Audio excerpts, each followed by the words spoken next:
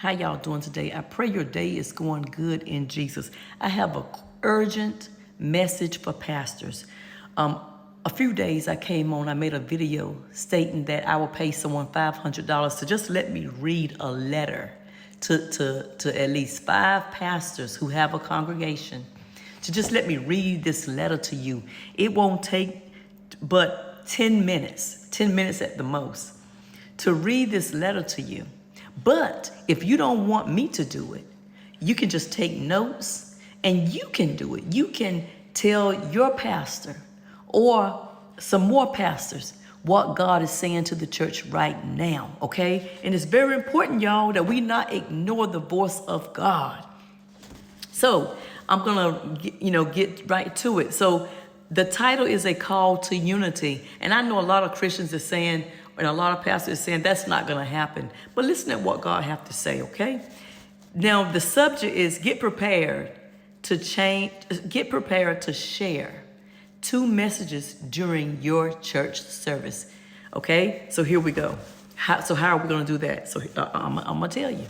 God told me to tell church leaders what the Spirit of the Lord is saying to them about oneness right now, and how church leaders are to obey God's instructions right now.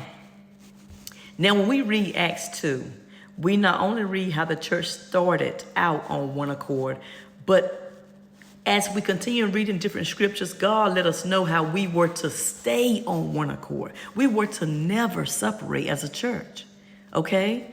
Because that would also damage the strength and the power of the church, okay? The church was never meant to be separated, even though many have gotten quite comfortable with separation. But here is a call to unity. God is calling for the church to come back into oneness. And I'm going to show you how. He gave me instructions and they're very simple, okay? It says, now oneness or one accord is not what the church think it is.